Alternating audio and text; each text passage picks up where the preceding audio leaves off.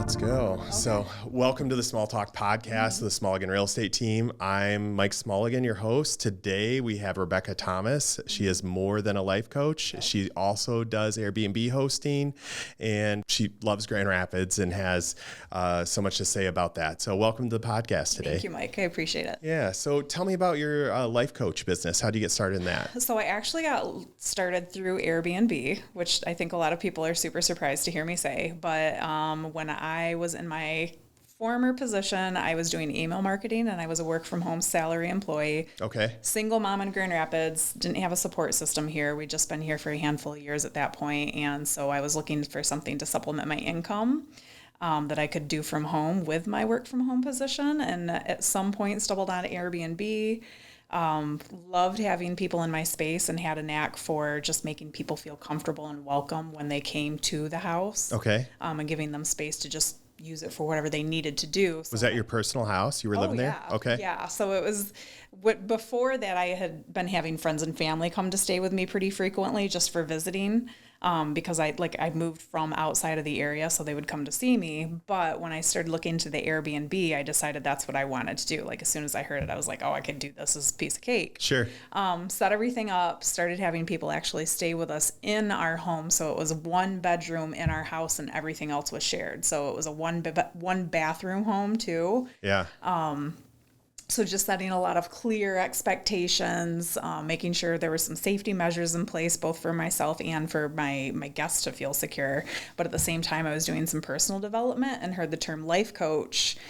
And with Airbnb, like you end up connecting with a lot of strangers. Sure. Especially in your own home. Like you're not outside. You don't have somebody in another space. They're literally in your home. So I had all these strangers coming to stay with me, different ages, races, political views, religious views, all of the things, and just discovered that I had a good knack for holding space for them. Okay. Where was your house located? It was near 36th and Kalamazoo. Okay. So just on the border of Lake Grand Rapids city limits. Okay. About 10 minutes from downtown. The other thing that was super fun about our house, it was pet friendly because we had a fenced in backyard and trails near our home. Sure. But then it was also completely handicapped accessible with a generator. So that made it unique draws. Yeah. Had some niche things that I could attract certain guests with there too. So personal development combined with Airbnb. At some point heard the term life coach, and at that point just knew that was what I was supposed to do and decided to go all in on it. So, okay. Yeah.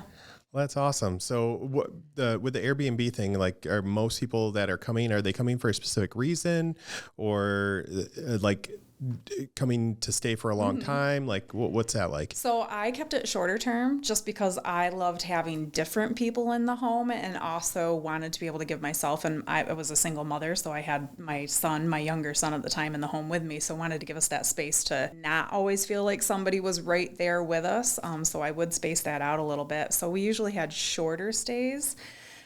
We didn't really have a certain client that we were attracting. I do knew one of the main groups that we attracted was traveling nurses. Okay. My home was very quiet. We were one block off from Kalamazoo, but it was just our street was very quiet.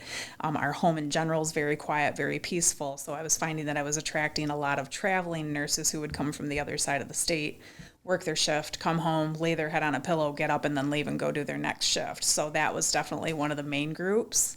But we had a lot of different people there for a lot of different reasons. So I guess with Grand Rapids not allowing short-term rentals or Airbnb, that was a benefit for you because you were just outside the city limits. Yep. So smart. Yep.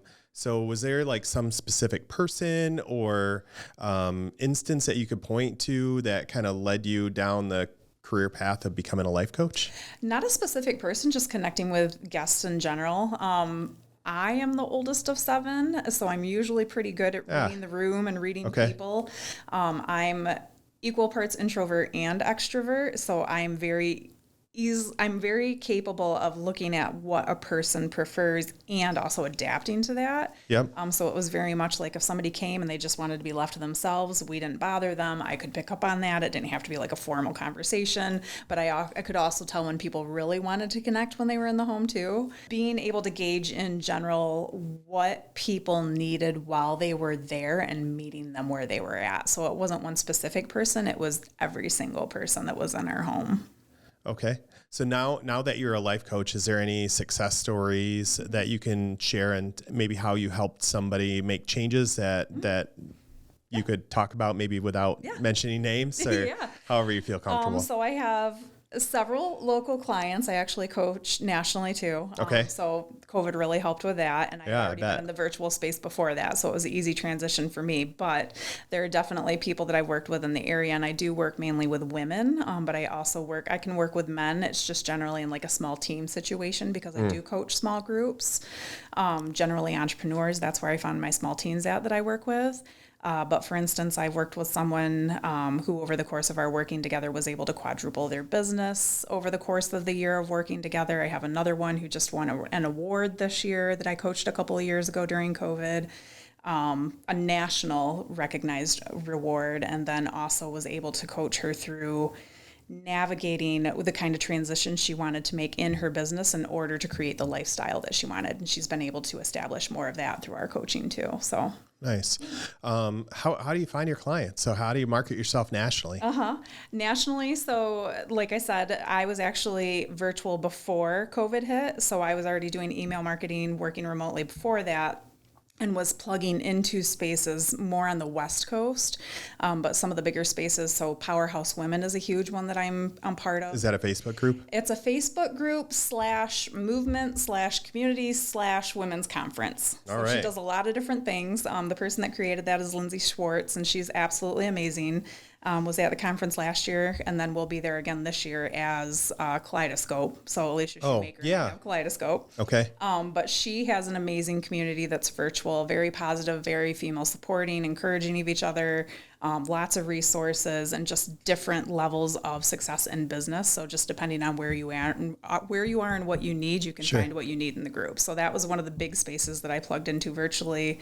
But locally, there's a ton too. Like Deb Oliviera has FemPro Business Society. She has Jira Boss Babes. There's Squad Betty, which is another one that's run by Elise Coote. So there's a lot of different. I haven't talked to her yet. Got to get her on the list. Yep. All right. So that's awesome. So how do you handle somebody that maybe is resistant to? Do they not, I guess, fit with your coaching program, or how do you handle somebody that's kind of resistant and wants to kind of keep doing the way they've been doing it? So it depends. Generally what I will do, if you are not somebody that I'm a little more familiar with, because generally when I start working with somebody, there's already been a connection that's been established. So whether I know you socially or we have a mutual friend, so I have a gauge on who you are personally, and that trust is already established. That's nice. Yeah. In that case, it's handled differently. But if you're somebody that's brand new to me and vice versa, there's an intake process, because I don't want to work with people that don't want to do the work. Sure. I don't want to just take your money. I'm here to actually help you create change. And if you're not willing to do the work, I'm not going to pull you along. Like, you have to be committed to that for yourself. You can't do it for me, and I can't do it for you. So the intake process helps me weed out whether or not somebody seems to be willing to do the work. But if we already have established connection, established trust, then it leans more into accountability and calling you out on the things that you aren't showing up for yourself, and then figuring out plans that will help you dismantle that. Sure. So. You can't help somebody that doesn't want to be helped, right? Yep. So what percentage of people would you say don't make it through your intake process? I don't think there's anybody that's ever not made it through the intake process. All right. Most people, by the time they show up or they've looked at some of my material before we connect, they know the tone and the setting that I have for them, and make that decision for themselves before we have an intake. So I've never actually had anybody that I had to turn away for that reason. Yeah. So what are some of the common things that people have problems with that you help with?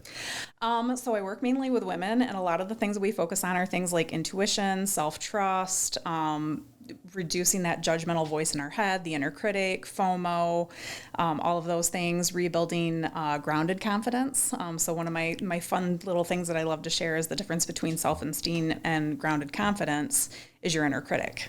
And so many of us struggle with that inner critic. So we really work on taking that inner critic and quieting their voice, knowing it's never going to entirely go away, but recognizing how much power we don't owe them, and taking back our own power and quieting that voice for us. So that's a huge thing that we work on. Yeah, a lot of times the voice in your head is the loudest, right? And that's one you listen to. And sometimes it's not always saying the right thing. So totally get that. Well, how do you stay motivated? So like, so being a life, motivate people. Both, right? Okay. So being a life coach, I think I think people would expect you to be motivated and positive most of the time. And, doing that, for other people, I think would be hard. So how do you do it? It's not hard for me at all. One thing for me is I know that coaching and everything that I do behind that is actually my purpose. It's what I'm designed to do, and I'm really good at it. So it's not something that I have to force or fake it till I make it. It is literally who I am. A lot of the positivity just comes from how I am in general. And there's not any real explanation. I've had my own hardships around that in life that I've experienced. And for whatever reason, I'm just built in a way that I'm going to look for the silver lining and also stay very grounded in my power. So doing that doesn't deny that there's hardship, but it sees the situation for what it is and leverages it in a way that you can actually see what you can do about it. And so that's what I also do for my clients too, is show them how to do that. That's awesome. So, so being an Airbnb host kind of led you to life coaching. But now that you're a life coach, how has that helped your Airbnb business? I don't know if it's helped it per se. I mean, it definitely gives me exposure to new people. One big kind of indirect way is one of my very best friends used to be one of my guests. She stayed with me about a dozen times. We probably didn't talk the first 10 times she was there because she was a traveling nurse working the day shift, so she generally didn't get into the home until after I'd gone to bed. But about the 10th time that she stayed with us, I was sitting on the couch when she came home that night, could tell she needed to talk, asked her if she wanted to, and we ended up talking for hours, and we've been in touch almost daily since then, and that was several years ago. That was probably 4 or 5 years ago now. The connections we make, right? Yeah, and so is she a client? No, but she's one of my biggest supporters, one of my biggest cheerleaders, and somebody that when I have a hard day, I can reach out to her, and she reminds me who I am. About your Airbnb business, what are some factors that kind of contribute to a profitable business as an Airbnb host? Definitely having a niche sets you apart. So like for us, for instance, we have in-ground pools at a couple of our homes. You have more than one now? We do. We own 2, and then we also manage a third one. The one that we manage, that one is set apart a little bit differently.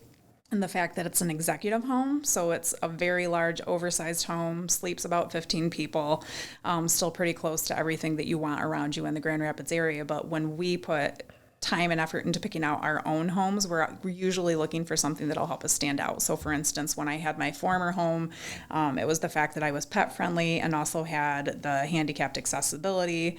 For these ones, we have in-ground pools, we have a hot tub at one of them. So just finding something that keeps you from just kind of blending in with all of the other homes and allows you to attract a different level of client, especially in Michigan. You need something you can do in the winter besides just hold people. So, what are some ways you've enhanced your guest experience? So some things that you do as a host that make the stay better? A lot of it is the communication. First and foremost is just being very, very thorough with the communication. Even if they're not interacting with us so much via communication, making sure that we're still setting the tone for that and making ourselves accessible so that they feel like if something were to come up that they can access us and have things taken care of. So that's a big piece of it. Making sure that the flow of the house is well thought out is something that I'm big into. Okay. So just making sure, when we're setting up a space, thinking through who's going to be here, how are they going to use this home, and how can we best set up the home so that it's going to facilitate whatever their experience is going to be to the best of our ability. And then another thing is just paying attention to smaller details like toiletries, making sure you're thinking through where am I sending them, being very intentional about that. What are the different places to eat at, being kind of a plethora of knowledge for people that are coming from outside of the Grand Rapids area. Sure. So, That's interesting. So it can't be all butterflies and rainbows, right? What are some of the problems you've had as an Airbnb host? I mean, there's definitely only been a handful for us. I've actually been hosting for 6 years myself. My boyfriend and I have been doing our properties together for probably about 3 years now, not quite 3 years. And there's really only been a handful of things because we are so accessible. When guests were in my home, there were only a couple of instances where I had people where I would not want them back, but it was never anything that was something was destroyed or I felt unsafe in my home. Like that never happened. Just awkward. Yeah, I mean, there were definitely some awkward time, but not like I feel unsafe awkward. Okay. Or like just maybe they didn't know what they wanted or needed, and so I couldn't gauge how to handle that. But as far as our other properties where people are actually staying in the entire property for themselves, I mean, there's been times where like a picture frame's gotten knocked off the wall and we had to put the frame back together, or like the cover to the hot tub was messed up, but we didn't have to replace it. But those things are going to happen. Like it comes with it, and the potential for being able to make money versus the smaller things that are going to happen, it's worth it. Yeah. As long as you have a clear expectation that those things are going to happen, it is what it is. Yeah. Like you can't do much about it. For sure. So you mentioned earlier safety. So what do you use to ensure safety? Like Ring cameras or what type of devices kind of help you manage your Airbnb? So in our personal home, we do not have cameras like when we are renting a bedroom out to somebody in our actual home. So there it's more communication and just it's kind of setting the tone with your presence, right? Like I'm a pretty no nonsense person. I don't think I come across as somebody you could take advantage of very easily, but I also make sure that there's no room for error and misinterpreting things too. Okay. So that was a big thing when there were people in my home. But as far as our other homes where they're staying in the home and we're not there, we have cameras in the front and the back. Mostly that's for gauging how many people are listed on the listing versus how many people are actually coming to the space. So that's a big one. Or a big old party. Yeah. And then we also have cameras on the back because of the pools too, just for safety issues. Sure. So that's like the biggest thing. But the other thing is just setting the tone and expectations for the visit and making sure that if something does happen and or if the neighbors contact us about something that's going on, that we address it versus skirting around it. Yeah. So just taking it head on. So how do you come up with pricing? So how do you you just charge whatever you feel like, or? I mean, not really. My boyfriend's actually the one that usually does the market research for the whole homestays. So he's the one that has the answer for that, but he definitely spends some time seeing what the market price is for things and comparing that. And then it's just kind of a hit or miss, like, let's figure this out. So the first year that we started with our entire home and had the in-ground pool, you start on the lower end. You want the reviews, you want to get good feedback, you want to make sure that you're taking care of everything you need to on your end and seeing if there's any holes that you missed too, and then addressing all those things and then bumping the rates up a little bit. But there's also a gauge for if you're getting booked too far out, then your prices are probably too low. But if you're not getting booked, they're probably too high. So just finding where the sweet spot is for that too. Yeah. So I know the rules in Grand Rapids are constantly changing as far as short-term renting in the city. What do you see now? Like, what's the scene like in Grand Rapids for short-term renting? I mean, there's still a ton of people coming here. And I mean, obviously I'm biased, but I think that we're a great space to come to as well. We're not having any problems getting booked, but we're also not in the actual city of Grand Rapids. So that gives us a little more flexibility than if we were. Sure. So, so what do you think is bringing people to Grand Rapids? A ton of things, like our food scene, our beer scene, our event scene, entrepreneur scene, the access to the lakeshore. I can say, like, when I had the room that I was renting out of my bedroom, I would have a ton of people that would come from outside of the area and spend the day going all the way from Saugatuck up to Ludington. So just that access to different spaces, they don't have where they come from, but there's a lot of cool stuff going on here. Sure. So you mentioned that you moved here and you had family that would come visit you originally. Like, where would be one place that you'd say they have to check out? I always send them to Horrocks. Okay. I'm a sucker for Horrocks. I love the fact that they have the beer garden. It's a little different in the fact that you can actually have a drink while you shop. That's unique. Yeah. Yeah, it's something where, you walk in and there's a little bit of something for everybody, plus their options for food, from the salad bar to the sushi to the pizza bar to the soup bar, free coffee, like fun knickknacks to look at, and you can get your landscaping. It's just a super fun place Everything, to go. right? Yeah. I love Frederick Meyer Gardens is another place that I'll send people to. It depends, like, do they have kids? Do they not have kids? Outside Coffee Company is another place I love to send them to. Figure out what their food preferences are and send them out for those types of things. Millennium Park, Holland's 25 minutes from us. So, Sure. Yeah, it depends on who's here and what they're looking for. But What's your favorite place to go get dinner? get dinner? Dinner. Jakku's one of our favorites. We love sushi. And All right. my boyfriend loves a good sushi burrito. So that's our A sushi? What? sushi burrito. I've not had where that. They actually take a sushi, basically a roll, but they turn it into a burrito versus like your piece per piece that's chopped up. So yeah, we've definitely got a soft spot. I'm going to put that on my list. All right. Yeah, and both locations have it. Okay. Where are these locations? Jakku, they have one location that's out on the other side of M6, off of Kalamazoo, and then there's one on this end of town. It's actually East Beltline, where all of the shopping center is. So like Map Corners area. Oh yeah. Mm-hmm. We're pretty close to there. Mm-hmm. Yep. So how would you describe Grand Rapids to somebody who hasn't been here and isn't familiar with it? It's one adventure after the other, and it has something for everybody. Okay. Mm-hmm. What are some things that really make it stand out that's different about Grand Rapids? The community.